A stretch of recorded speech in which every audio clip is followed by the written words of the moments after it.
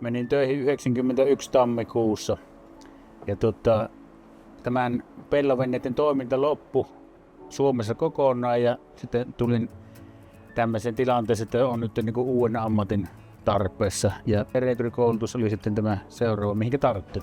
Kiinnostuin kuljetusalasta sen takia, kun tykkään niin kuin koneiden kanssa toimia, että mulla on myös tämmöinen niin kuin rakennuksilta nosturin kuljettajan ajokortti jo ennestään, että tykkään niin koneiden kanssa olla ja se on ihan kiinnostavaa touhua. Ja asiakkaiden kanssa myös tykkään tehdä töitä, että se on kanssa niin luonnostaan mukavat.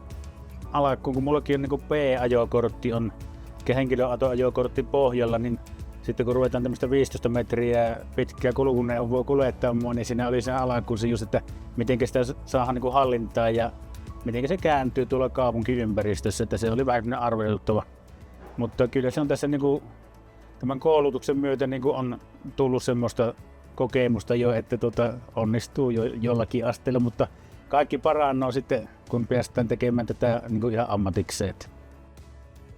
Hyödyllisintä on ollut tämä turvallisuusnäkökohta, että täällä otetaan kaikki justiinsa niin tämän turvallisuuden kautta, että milloinkaan ei saa olla niin liian kiire ja ennakoidaan kaikki tilanteet, että se on niin ammattikuljettaja semmoinen niin ihan perusedellytys, että se pystyy ennakoimaan tuolla liikennevirrassa tätä autoja.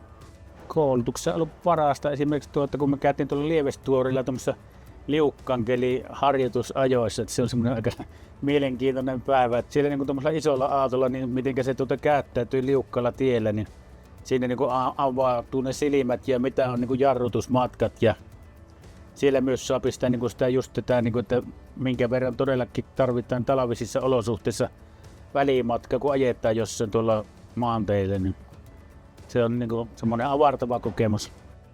Ei muuta kuin jos kiinnostaa tämmöinen ala, niin ihan rohkeasti vaan, että pystyn suosittelemaan tätä alaa, että reippaasti mukaan vaan.